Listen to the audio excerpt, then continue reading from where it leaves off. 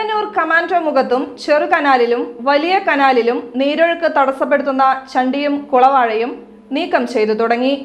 നടപടി വേഗത്തിലാക്കിയത് ചേർപ്പ് ഗ്രാമപഞ്ചായത്ത് പ്രസിഡന്റ് സിജോ ജോർജിന്റെ നേതൃത്വത്തിൽ കൃഷിമന്ത്രിക്ക് നൽകിയ കത്തിനെ തുടർന്ന്.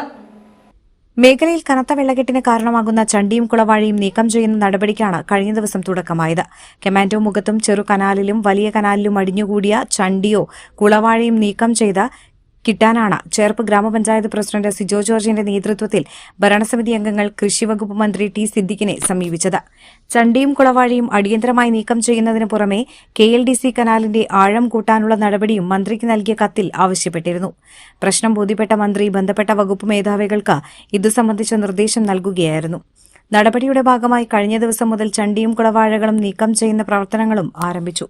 ഗീതാഗോപി MLAയും ഇക്കാര്യത്തിൽ ഇടപെട്ടിരുന്നതായി പറയുന്നു. 2 ഡ്രഡ്ജർ ഉപയോഗിച്ചാണ് ബന്ധപ്പെട്ട പ്രവർത്തനങ്ങൾ ചെയ്യുന്നത്. ചേർപ്പ് ഗ്രാമപഞ്ചായത്ത് പ്രസിഡന്റ് സിജോ ജോർജിനെ കൂടാതെ vice president Vidya Ramesh, standing committee chairman Sujith Kumar, മെമ്പർമാരായ സജീർ, ബൈജു, സെന്റ് ജോൺ, ലോഹിതാക്ഷൻ, ചാഴൂർ ഗ്രാമപഞ്ചായത്ത് മെമ്പർ മാഫർ എന്നിവരും മന്ത്രിയെ സമീപിച്ച ജനപ്രതിനിധി സംഘത്തിലുണ്ടായിരുന്നു. വളരെ അടിയന്തരമായിട്ട് ഈ കമാൻഡോ മുഖത്തും ചെറുകനാലിലും കനാലിലുമുള്ള ചണ്ടികളും കുളവാഴകളും നീക്കം ചെയ്യണമെന്നാവശ്യപ്പെട്ട് ബഹുമാന്യനായ നമ്മുടെ കൃഷി വകുപ്പ് മന്ത്രി ടി സിദ്ദിഖുമായിട്ട് നമ്മൾ വെള്ളിയാഴ്ച വൈകിട്ട് കണ്ടു.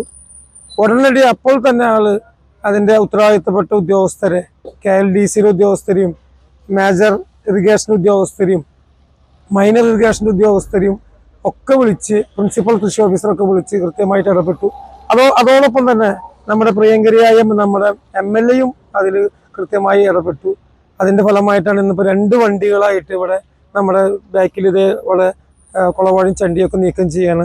ഇത് പരിപൂർണമായിട്ട് നീക്കം ചെയ്യാൻ, ഇത് ചെറിയൊരു ഇത് മാത്രമല്ല, ഇത് മുഴുവനായിട്ടും ഈ ഭാഗത്തെ നീക്കം ചെയ്ത് കഴിഞ്ഞാൽ ഈ പ്രദേശത്തുള്ള വെള്ളക്കെട്ടുകൾ നമുക്ക് പരമാവധി ഒഴിവാക്കാനായിട്ട് പറ്റും. അതുപോലെ നമ്മുടെ സാധാരണക്കാരുടെ ജീവിതത്തിൽ വലിയൊരു പ്രതീക്ഷയാണ് അതുകൊണ്ടുണ്ടാവുന്നത്.